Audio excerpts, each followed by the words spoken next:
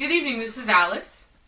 And Taylor. And tonight our topic is stereotypes and possibly cliches, whatever you want to call them. We've all experienced them at one point in time or another. If you haven't, you have lived a very entitled life, I guess. Unjudgmental. Free. I experienced it recently in my day-to-day dealings.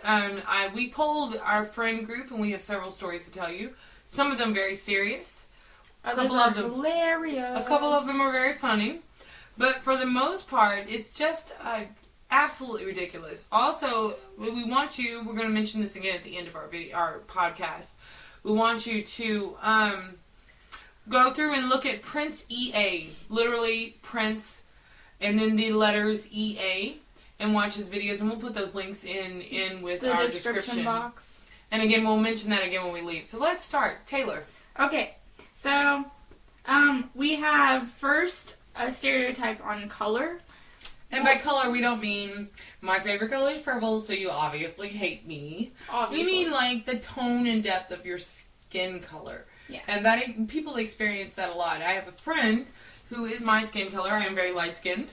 And I use the term skin colored because people automatically assume that I am, and I'm holding air quotes, you can't see that, but I am. I am Quote, white. But my ethnic background is so diverse, right down to Malian. My great-great-grandfather was half African slave. A lot of people don't know that. But people experience that. And a friend of mine, whom I've known for years, was in the military, and he was in, and again, we're not going to use names. Was it Japan?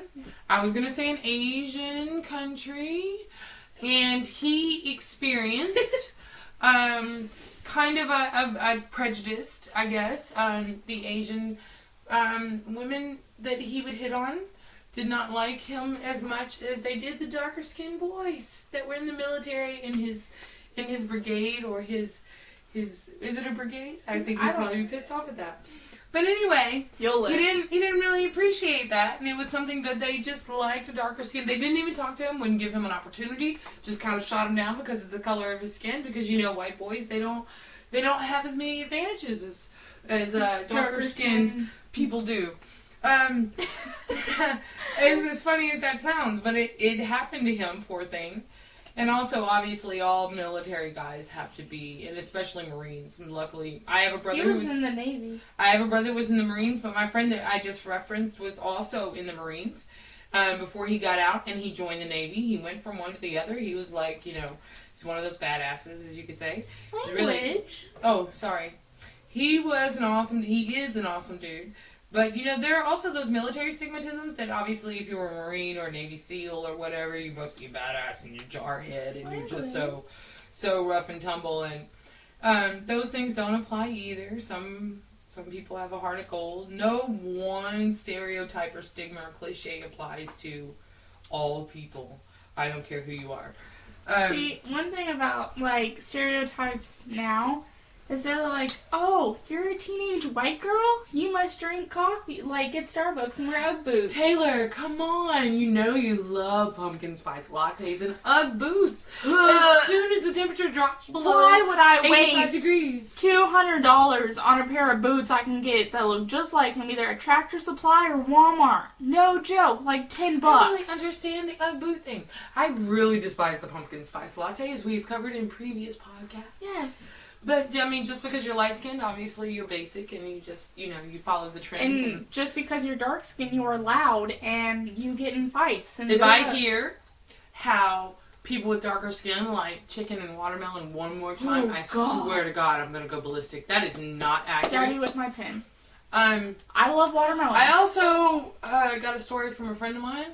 Obviously, I wasn't aware of this, but anyone from Asian descent is good at math.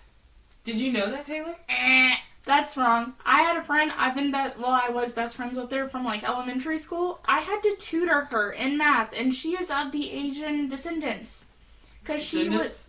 I don't know. Anyway, it's absolutely ridiculous. I'm going to tell you a story that I personally... It's not a story. It's a personal experience recently. My husband and I went to buy a new car. We traded our old car in. We're at the dealership. We came in with our own finance, and we already contacted our bank. We got a check in hand. We're ready to go. And the stupid finance guy, who's been doing this for more than 30 years, said, darling, you just sit right there and be quiet, and me and your husband will take care of this. We'll get these papers signed right away. And I was like, did you really just call me darling and tell me to sit down and be quiet? And so I questioned his numbers, because his figures were a little off. And he was like, you don't know. I've been doing this for so long. Why don't you let us be and handle that? We'll tell you where to sign. Oh, I have not been so prone to violence in, I want to say, like 10 years. I could not believe the absolute sexism and disrespect that was going on in front of my face. So I corrected him on his numbers and suggested that he find a different occupation, because obviously for the past 30 years someone had been lying to him about how good he was. And then I filed a complaint. Because first of all, the only person allowed to call me darling, baby, and honey, which he did all three repeatedly throughout, we had our own financing, and there's no reason I should have to talk to you for more than a minute other than to sign the paperwork. But the only person allowed to call me darling, honey, or baby is the man I married, because I belong to him and he belongs to me. Not belong in the sense of I am property, but just because there are certain allowances and privileges that are given to him because we are married. Secondly, do not tell me to sit down and be quiet. If anything, I will be louder. Mama, sit down and be quiet, please. But that's not something. That's something that, as we polled our typical audience, that's something that either as a man has been witnessed repeatedly, or as a female have experienced because it's been dealt out to them. Taylor, what's some stereotype or cliche that you deal with as a teenager? That I deal with? Well, one being a teenage white girl, and I must love pumpkin spice lattes. Oh, I'm not white, by the way. Or that, I don't even know, but I get stereotyped all the time, though. Probably because of the size of your head. I think they're smart. Yeah, no. I mean, I don't have that bad of grades. But I'm like, my grades aren't that bad.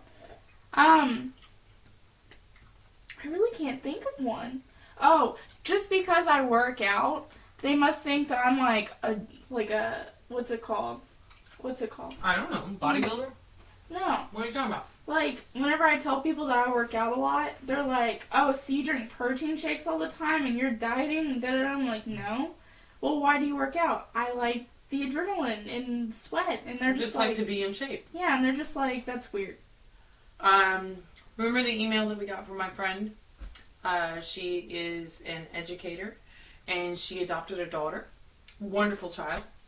And the daughter is a little darker skinned than my friend, and they live in a very rural community, is my understanding. I've never been to the rural community, so I can't attest to that, but I can only note from what I understand, what I've heard, what was written to me. But because she's a very light-skinned, Caucasian woman, and her daughter was dark-skinned. Apparently there was an incident in a grocery store where she was being eyeballed in a sexual manner, almost hit on, for lack of a better word. When the man stepped around and saw her daughter sitting in the cart, he got very rude and very disrespectful. She relayed to me another incident where her daughter, who is again of mixed race, if you want to call it that, races, was in the aisle over, and a young man spouted off, or a man spouted off very, very hateful, disrespectful terminology and spoke to her in a very hateful, degrading way.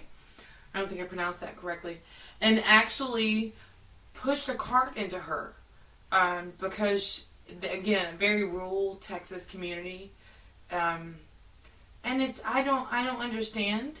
I don't understand at all. People like that just really make me mad, and I would have hit him with my car if he did that to my kid. She's a better person than I am, to be honest with you. I probably would have dealt with it a little differently.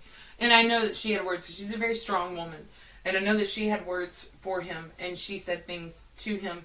I would have been prone to, you know how much of a mama bear I tend to be when it comes to you guys. Run over my child with a car or say something rude to her and see what happens. Be like, you better move, I'm gonna hit you with my car. But it's absolutely unbelievable. I can't even It's just absurd. Another stereotype. My husband is a quite a large man. He's 6'5". His weight fluctuates between 265, 270, and 290. So very. I mean, imagine an NFL quarterback. I mean, an NFL linebacker. That's about the size of my husband. He's a very large man. Anyway. So people and he walks around and people automatically think that he's tough or he's mean or he's and I know that it affects it's the look on his face too because he walks around with that kind of resting brat face, but they automatically assume all kinds of things about him and none of which are true. He's got the biggest heart. He feeds the stray cat for outside, for God's sake. He doesn't even like cats, but he doesn't want it to suffer. He always roots for the underdog. He always takes care of the world. It's just who he is. But people automatically assume because of his size that he's tough, he's mean, that he's unapproachable, and because he is obviously light-skinned, or they get that impression that he's, I've had people ask me if he was prejudiced. My husband is a very open man. Okay, so another stereotype is, like, from where you're from. Like, Texas, and obviously most people that are listening to this are from Texas, that we all wear cowboy hats and listen to country music and eat barbecue or what and about go to church. Oh, yeah, or what about our friend that is from Texas and he moved to Seattle, and he said that everyone in Seattle believes that, everybody in Texas is a Republican, or no, a Democrat, something. One of the parties, one particular party, everybody in Texas is that particular party, and that we all don't like dark-skinned or black people. We're and racist. We all don't like gay people. We all focus on sexuality, and we're all just, very extremist when it comes to Christianity. And what's funny is I prove all of them wrong. I absolutely despise of country music. I don't eat meat. And we don't all own oil wells or pack guns. Some of us or do. lifted trucks. Yes. I like my little green car that gets 40 miles to the Green? gallon. Your car's green? Well, it's not green, but it's green. Air quotes, green. Oh. It's environmentally friendly, and it gets 40 miles to the gallon. And it's just like, no. I am, like, very equal rights kind of person. When you and I are the kind of people that we could literally live in a downtown loft and not even squirm about it. Your dad, on the other hand, he's kind of like, I need a little more space than that. But still, like, in that, everybody from all the women from New Jersey speak loud and have big hair and have, like, that really thick eyeliner and dress hoochie, which is not true. And it's just, like, all these stereotypes. And everybody from California has long hair and smokes marijuana. We have another friend that's height inhibited. I'm sorry, you're short like me.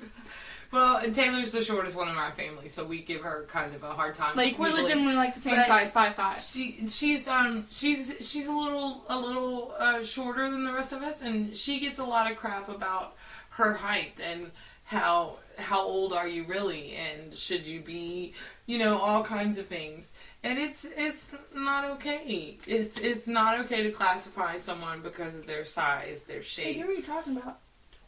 Oh. The color of their skin, the color of their hair. If I hear one more stupid blonde joke, for God's sake. Half the time when you're telling those blonde jokes, those people are not even really blonde. Mm-hmm. I mean, come on, it came out of the bottle. Like, are blonde people even actually blonde anymore? Like, I know my little brother's blonde, I know a few people that are actually blonde, but... Really? But your little brother's completely intelligent. He does some really obnoxious things sometimes, but you gotta love him, though. But he's completely intelligent. But, the blonde jokes are absolutely ridiculous. Okay. The feminism, the female jokes are absolutely ridiculous. Okay, so, listen. Again from the dude in Seattle. Well... We're going to talk about stereotypes for hobbies. I labeled it hobbies. So, he likes to go to raves because he likes the music and the enthusiastic environment. Let's just use that. Well, just because he goes to raves does not mean that he does drugs while he's at the raves or after the raves. He just goes